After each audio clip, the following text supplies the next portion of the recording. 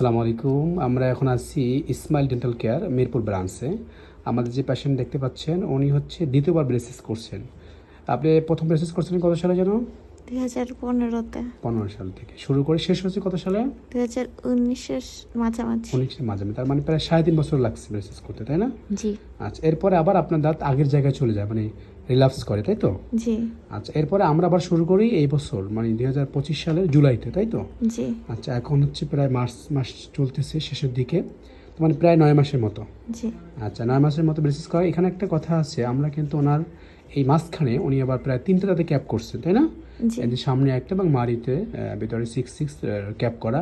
আমরা অনেকেই বলেন যে আসলে ক্যাপ করা দাঁতে ব্রেসিস করা যায় কি না। তো উনি বাস্তব সাক্ষী যে ক্যাপ করা দাঁতেও ব্রেসিস করা যায়, কিন্তু কন্ডিশন বুঝে আমাদের আগে দেখতে হয় তারপরে।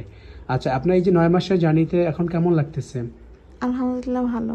আগের চেয়ে অনেক পরিবর্তন, তাই না? জি। আচ্ছা, তা আগে যে বড় ভয় ছিল যে 3-4 বছর লেগে যায় ব্রেসিস করতে, তাই না? জি। কিন্তু এখন তার সেই ভয় নাই। আমাদের 9 মাসেই মোটামুটি প্রায় 90% কাজ শেষ পর্যায়ে, তাই না? জি। জি। আচ্ছা, একটু দেখেন তো আপনার দাঁতগুলো একটু, হ্যাঁ একটু হালকা হা করেন। হ্যাঁ। আমাদের এই সামনে এই জায়গায় 2টা দাঁত জাস্ট এখন হালকা একটু ক্লোজ বাকি আছে, বাকি দাঁত মোটামুটি প্রায়। এই যে এটা ক্যাপ করা, কিন্তু এই যে দাঁত দেখা যায় এটা ক্যাপ করা। আর ভিতর একটু বড় হা করেন, দেখায়, হ্যাঁ এটা ক্যাপ করা আছে। এ পাশেও 6 ক্যাপ করা আছে, হ্যাঁ বোথ 6 এবং আপার লেফট 2 ক্যাপ করা আছে। এবং নিচে এই যে ওনার এক্সট্রাকশন কেস ছিল, ওনার দাঁত তোলা হয়েছিল, কামড় দেন একটু, ঠিক আছে। আচ্ছা, তার মানে ক্যাপ করা থাকলেও যদি আমরা মনে করি যে স্পেসিং আছে বা কন্ডিশন ভালো থাকে, সেক্ষেত্রে ব্রেসিস করা যায়, তাই তো? ওকে, থ্যাংক ইউ আপু।